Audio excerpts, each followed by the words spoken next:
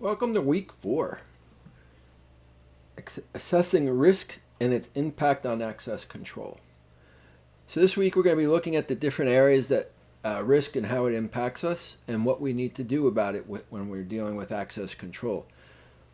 So some of the objectives: define the key terms and concepts relating to risk assessment, explain the difference between a threat and a vulnerability, understand how value, situation, and reliability affects risk assessment, and use the case study as an example as the model for risk. So here's the thing: we can't do away with risk. There is risk in everything we do, from getting up in the morning, stepping out of the shower or into the shower. There's risk, but we know how to manage it. And that's all we're going to be looking at. How do we manage risk, and at what point does the risk become unmanageable and we need to eliminate it totally? So these are some of the different things we want to look at today. So first things, what we're going to look at is, what do we have due? We have 2 assignments due. We have our discussion question, technical controls versus user behavior.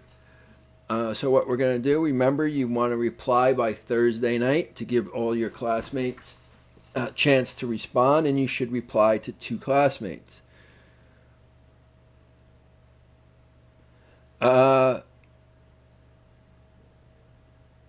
You're just going to read the discussion questions, look at the IT infrastructure can be protected, and how do we go about it. So these are some of the different things that we want to look at. You also will have a lab. Again, you're just going to click on the lab. It's going to take you to the next page where we have the lab directions, conducting a risk assessment. You're going to fill out that document and submit it back up. So you're just going to look at that. All right? The links take you to where you want to go. So it's nice and simple. So what is risk? Well, risk, according to the book, risk occurs when there is the potential that a particular threat will be exploited, a vulnerability causing harm to an organization. Risk is measured in terms of probability and impact. So that's the definition in the book. What's the chance of the probability of it happening, and what's the impact going to be?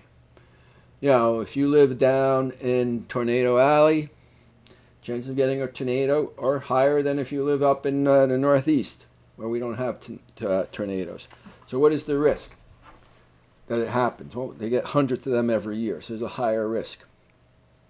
What's the impact? Total destruction.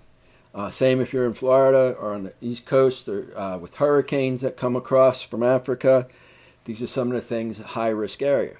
We want to make sure that they're there.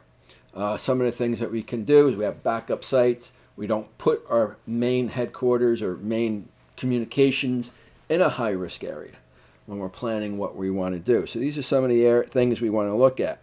We want to know what the risks are. We want to know what the threats are. And threats can have many different forms. They could come from internal. They could come from outside sources. They can be denial of services.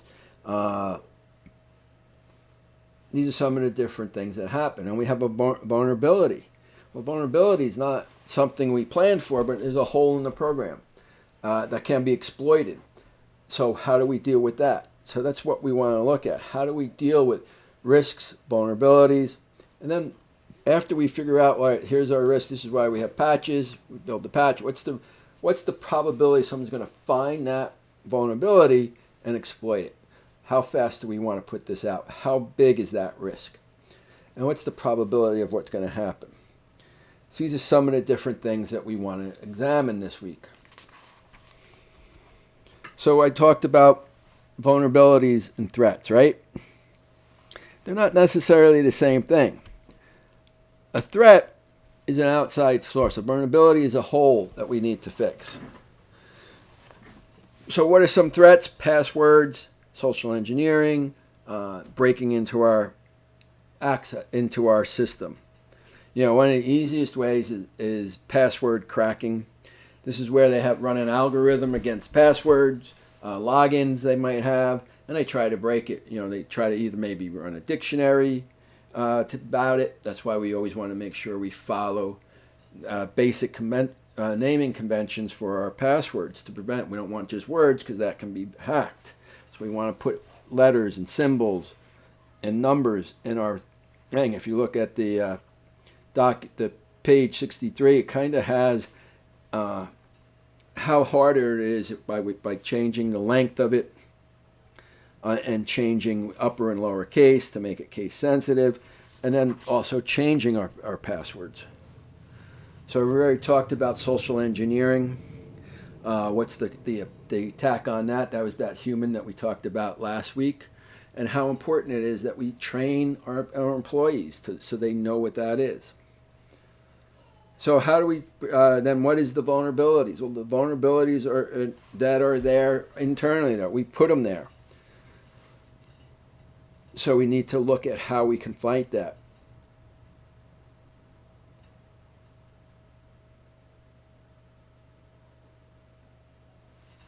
That we want to make sure we protect. So after we know what our risks are, we know what our vulnerabilities are, we know what our threats are. Well, now we have to figure out what is our assessment. What's the likelihood that these things are going to happen? And part of that is what's the cost going to be. So we want to look at the replacement cost. What happens if we have data stolen from us? What is it going to take for us to get it back? Or we have to replace equipment. So we have the purchase cost and we have the depreciation cost. And if you look on the bottom of 66, you'll see the formula that we need to calculate when we're putting in risk. What's the cost of that risk? Because everything is at a cost. It's going to be loss of business, loss of customer faith in us. So how do we prevent that from happening? And these are some of the things that we want to look at. Then we have risk management strategies, risk avoidance. We want to make sure that we try to do that. Risk acceptance. We can't stop everything. At what point do we decide, all right, this risk is allowable? We know we can't put everything on the table. We can't prevent against everything. So we want to make sure we have that. Risk transference. Maybe we hire someone. We transfer that risk to a third party to help protect us. So these are some of the things that we want to look at. But we should have a policy in place, right? Create a risk assessment policy that helps us prevent what's going on. We should define our goals and objectives. Determine what is the success of our risk assessment. Describe the consistent approach model. Inventory all of our assets to make sure that they're protected. Categorize all of our assets. These are some of the different things we want to see. Potential liability and non-financial impact.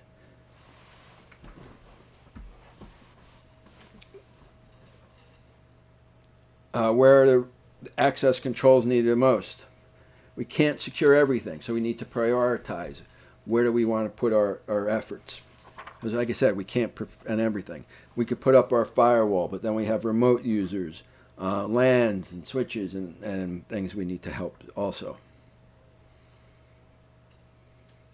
And how secure can it be? Got to remember, we can have logins required at every step of the way, but that deters our users from doing their job. If they need to log in every 10 minutes, yes, we are secure. We can prevent risk. That helps prevent it. But we've got to weigh out the balances. At what point do we have to make it so inconvenient for our employees to prevent risk?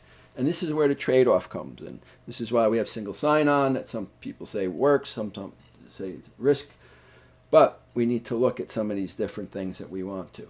But risk is out here and we need to control it. We can look at the case studies.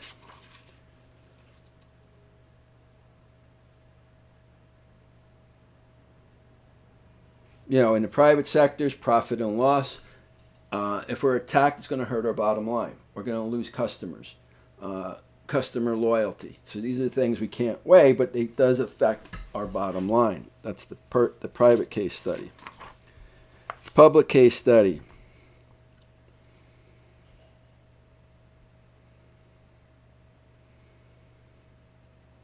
They talk about what happens if the Life and death, if they get battle plans, they know where we're heading and what we're doing, so they have to put in different layers for that. Top secret information.